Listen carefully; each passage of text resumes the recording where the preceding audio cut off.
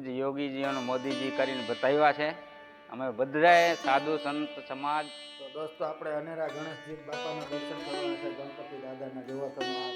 દોસ્તો આપણે આવી ગયા છે નવગ્રહના। હાલો દોસ્તો, તો અત્યારે આપણે આવી ગયા છે રામ લક્ષ્મણ આશ્રમ, એક એવા આશ્રમને જો સાક્ષાત બજરંગી દાદા અહીંયા બેઠા છે, ચેતન હનુમાન તરીકે ઓળખાય છે, તો તેના દર્શન કરવાના છે અને બાપુને આપણે કોઈ સત્સંગ પણ કરવાનો છે। તો ચાલો આપણે અત્યારે બાપુના દર્શન કરીએ અને બાપુ ભાઈ સત્સંગ કરીને શ્રી રામ ભગવાનનું પણ મંદિર આવેલું છે અને આજે આપણે ત્યાંના દર્શન તમને કરાવવાના છે રામ લક્ષ્મણ આશ્રમના।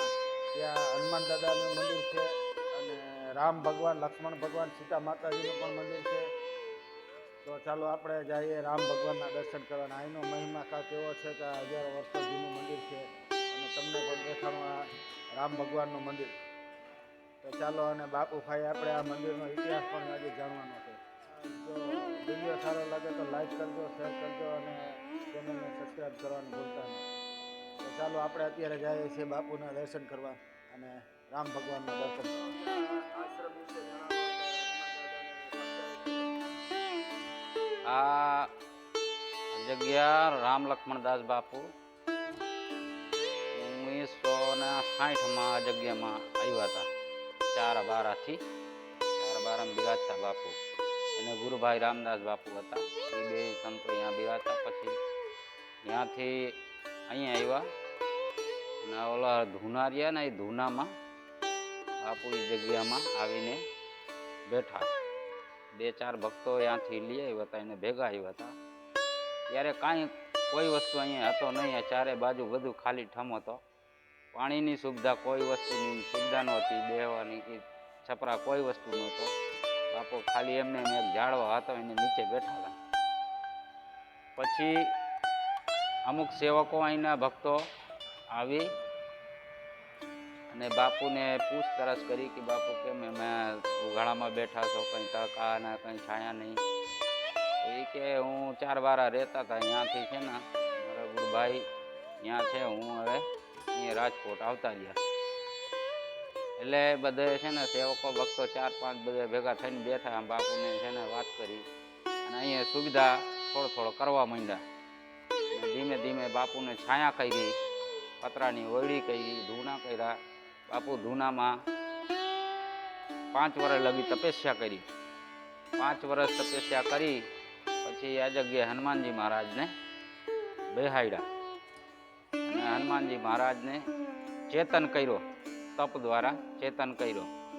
એટલે હનુમાનજી મહારાજ સિદ્ધ હનુમાન નામ છે। હનુમાનજી મહારાજને અહીંયા સેવકો આવતા જાતા, ઘણાને પરચો થયો, ઘણાને સારું થયો। બાપુ કેટલાયને અહીંયા ભલો કર્યો, હારા બીમાર પડી ગયા હો કે કોઈને સાપ પડી ગયા હો કે કોઈને ભૂત પ્રેત લઈ ગયો કે કોઈ પણ બાધા હોય, હનુમાનજી મહારાજના સાનિધ્યમાં બાપુ બેહાડીને એને છે ને 24 કલાકની અંદર રેડી કરી દેતા, એવા હનુમાનજી મહારાજનું પરિચય છે। પછી બાપુ હનુમાનજી મહારાજનું મંદિર ધીમે ધીમે બનાવીને કમ્પ્લીટ કર્યા।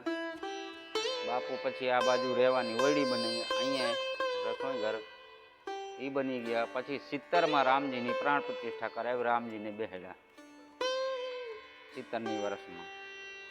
હા, રામજીને પ્રાણ પ્રતિષ્ઠા થઈ ગઈ, ભગોત્સવ થયા। પછી ચારે બાજુ સેવક સત્યો જે છે એ ઘણા શિષ્યો બન્યા। અહીંયા બધું ચાલુ થઈ ગયો, સેવા ભાવ ચાલુ થઈ ગયો। અહીંયા બટુક ભોજન, બ્રાહ્મણ ભોજન ને ભગવાનના ઉત્સવ બધા અહીંયા 4-5 વર્ષમાં ઉત્સવ થાય, બહુ હાઈ ક્લાસ થવા મળ્યા। ત્યારથી આ મંદિર છે। હવે 10 વર્ષથી એમાં થોડાક બીચમાં બાપુના શરીર છોડ્યા પછી તકલીફ આવી। બાપુ 86માં શરીર છોડ્યું અને પછી 10-15 વર્ષ દીનદયાળ બાપુ રહ્યા આ જગ્યામાં। ત્યારે શાંતિ સાત્વિક હતો, પણ એમાં કોઈ અવર જવર ઓછું હતો। પછી 2001થી 2004 સુધી થોડાક અહીંયા નબળા રહ્યા જગ્યામાં। 2004માં હું આવ્યો, એ પછી આજ 20 વર્ષ થઈ ગયા। બધી સુવિધા થઈ ગઈ, ભગવાનની દયા છે। ભગવાને ખૂબ અહીંયા છે ને આગળ પ્રગતિ કરાવી, બધી વ્યવસ્થા થઈ ગઈ। મંદિરની ચારે પ્રકારથી કમ્પ્લીટ થઈ ગયા, વંડાથી માંડીને સંતોના ઉતારા સંતો ભક્તોના પર પ્રસંગો માટે બધું જગ્યા વ્યવસ્થિત થઈ ગઈ. ભગવાનના ઉત્સવ મનાવી છે આપણે. આજે તો ભગવાન રામનું પ્રાણ પ્રતિષ્ઠા અયોધ્યામાં થાય છે.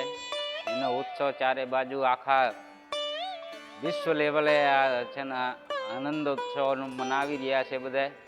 અમે બધા સાધુ સંતો કે આજે તમામ સનાતન સંસ્કૃતિના ધર્મપ્રેમી ભક્તજનો એને પ્રફુલ્લિત મનથી આજે છે ને દેશ છે ને પરમપિતા પરમેશ્વરનું આરાધના કરી રહ્યા છે.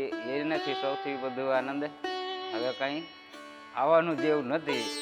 ભગવાનની કૃપાથી અમારે છે ને સૌભાગ્ય છે કે આપણે આ માનવ શરીરને અને આ શરીરને રહેતે ભગવાનનું પ્રાણ પ્રતિષ્ઠાન થયા અને ભગવાનને છે ને દર્શન કરવાનો આપણે લાવો મળે. આ જીવન ધન્ય થાય. એ નકર તો 500 વર્ષથી છે ને આપણે ભગવાન રામનું જન્મસ્થળીનું કોઈ નામનું નિશાન નહોતો રહ્યો. બધે છે ને વિવાદ જ હતો. ત્યાં કોઈ દર્શન આપણે જવાનું હોય દર્શન કરવા તો વિચાર કરી કઈ જગ્યાએ જાય. પણ આજે છે ને ધન્યવાદ અમારે દેશના પ્રધાનમંત્રી નરેન્દ્રભાઈ મોદી અને પૂજનીય યોગીજી મહારાજ, તમામ કોર્ટના જજ શ્રી રંજન ગોગોઈ સાહેબ, તમામ અમારે વકીલો, અમારે કાર્યકર્તાઓથી માંડીને તમામ જેટલા નેતાઓ છે આજની સમયમાં ભાજપની સરકારમાં જે કાર્ય થયો છે અદ્ભુત, અકલ્પનીય, અકથનીય છે. એની કોઈ આપણે જીવશું ત્યાં લગી એની કલ્પના કરીને એવો કાર્ય છે ને પૂજ્ય યોગીજી અને મોદીજી કરીને બતાવ્યા છે. અમે બધાએ સાધુ સંત સમાજ અને ધર્મ પ્રેમી એનો છે ને ખૂબ ખૂબ અભિનંદન કરીએ છીએ, આવકાર કરીએ છીએ અને ખૂબ એને છે ને આ દેશનું એવું જ રીતે માન સન્માન અને સર ઊંચો કર. દોસ્તો આપણે આવી ગયા છે નવગ્રહ ભગવાનના મંદિર. તો તમને નવગ્રહ ભગવાનના પણ દર્શન તમે પણ કરી શકો છો. આ નવગ્રહ ભગવાન આ આશ્રમે નવગ્રહ ભગવાન બેઠા છે. આ છે ચંદ્ર ભગવાન, શુક્ર ભગવાન અને બુધ, ગુરુ ભગવાન, કેતુ ભગવાન. આ બેઠા છે શનિ મહારાજ, આ રાહુ ભગવાન, મંગળ અને વચ્ચે બેઠા છે સૂર્યનારાયણ ભગવાન. જય સૂર્યનારાયણ પણ દર્શન કરો. જય શ્રી બિરાજમાન માતાજી પણ બિરાજમાન છે. જય માતાજી.